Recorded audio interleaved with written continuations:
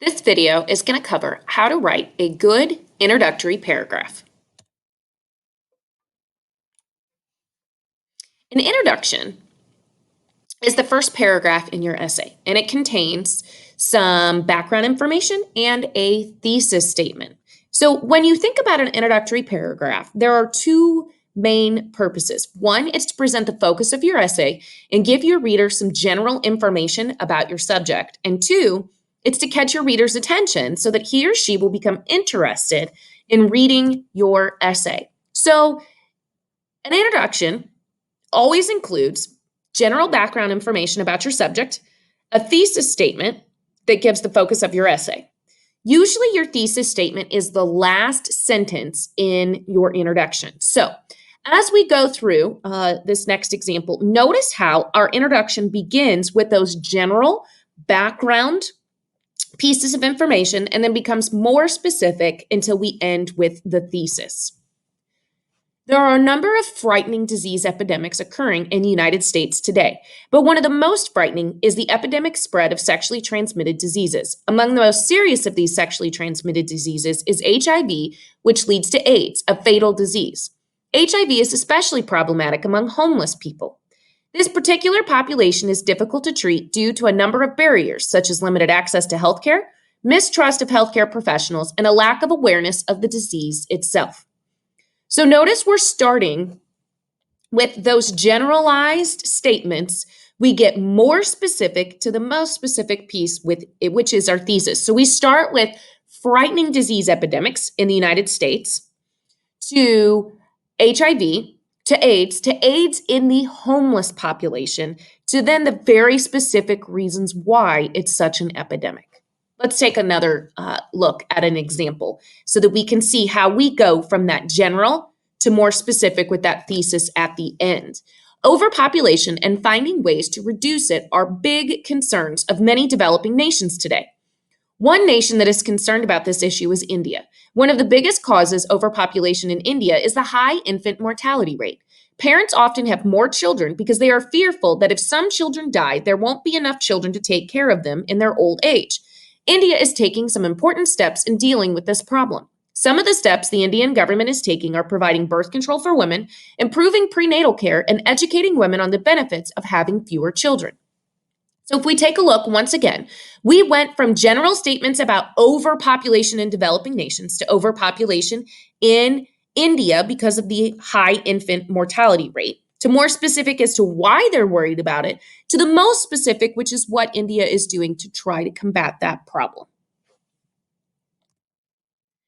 So when you write an introduction, okay, in addition to that thesis statement and going from the broad to the narrow or that more general to the specific, you also want to hook your reader. You want to draw them in and make them interested in reading your essay. So there are a couple of ways that you can introduce your reader to the subject of your essay and grab their attention and hook them in. So one of the ways you can do that is through a story or an example of a personal experience. It could be yours or someone else's. You could use a quotation, or you could use some kind of a thought-provoking question. So let's take a look at how you would use that personal story that's either yours or someone else's. Let's see how that catches your attention. So here's an example.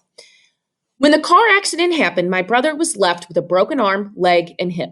My mother nearly died due to head injuries. However, we all survived due to the team of emergency medical technicians who responded quickly to the scene and provided us with the help we needed. After my experience of being involved in a car accident, I saw how I could use my interest in first aid and desire to help other people through becoming an emergency medical technician. Now, after 20 years of work as an EMT, I think it is the most rewarding job I could ever have and feel the occupation itself has numerous advantages over the other occupations in the healthcare field. So you can see how we have our hook, which is the story about the car accident where his brother and mother were injured. Then we have our background information where we're getting a little bit more specific about his experience in the car accident and his desire to help others, and he became an EMT, to our most specific, which is his thesis statement about how that occupation has numerous advantages over other occupations in the healthcare field. So this was an example of a personal experience, but you could also use someone else's personal experience. So let's take a look at another example where we grab that reader's attention in the introduction, we catch them and hook them in using someone else's example. So this is John's story. John's parents divorced when he was in elementary school. After the divorce, his mother had to go to work to support him and his 3 sisters. This disrupted John's home life in serious ways. Without the constant supervision of his mother and the lack of a father for a role model, John began skipping school and socializing with the wrong group of people.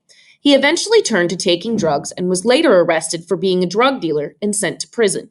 John is not unlike other prisoners. In many prisons today, over half of all inmates come from divorced families. Divorce can be the catalyst that unleashes emotional problems in children and can affect children psychologically, mentally, and socially.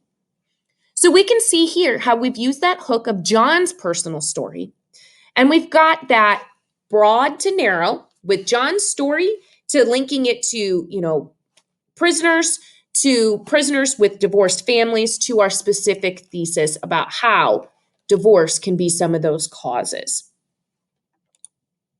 So you can also then, if you recall from our list of 3, use a quote to grab a reader's attention. So you want to make sure that the quote you used is controversial or well-known and will draw your reader in. So let's take a look at an example. Henry David Thoreau, an American poet, once wrote, "Our life is frittered away by details. Simplify, simplify." These words of advice are difficult to follow in a society where a hectic pace of life is the norm and the attainment of the more material goods is encouraged.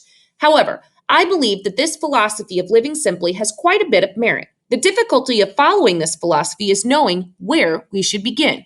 If we examine Henry David Thoreau's life carefully, I believe we will find a number of ways in which to simplify our own lives and yet live richly. So this quote is kind of a controversial or famous quote from Henry David Thoreau. It hooks the reader in, and then we go from that hook to the general background information to our most specific piece of how we're going to focus on Henry David Thoreau's life to learn how to live our own lives simply. So let's take a look at another example of how we might use a quote to grab our reader's attention. Horace once wrote, "Many blessings do the advancing years bring with them." For many senior citizens in the United States today, old age can often come as a curse. Many older people suffer from ill health, loneliness, and/or financial instability. However, life in later years does not have to be this way. Many senior citizens can experience the blessings of advancing years that Horace once wrote about. In order to do that, let's consider ways in which old age actually enhances life.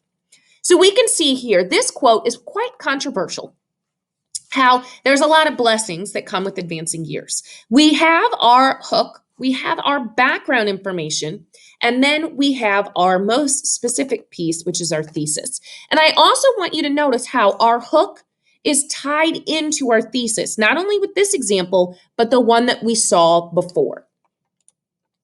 The last way that I would recommend you maybe try to catch your reader's attention is with a question. But remember, your question needs to be thought-provoking. It has got to get the reader thinking about your essay topic or subject. So if you look at this example, have you ever run in a marathon? Most marathons are 26 miles. Have you ever heard of 100-mile marathons?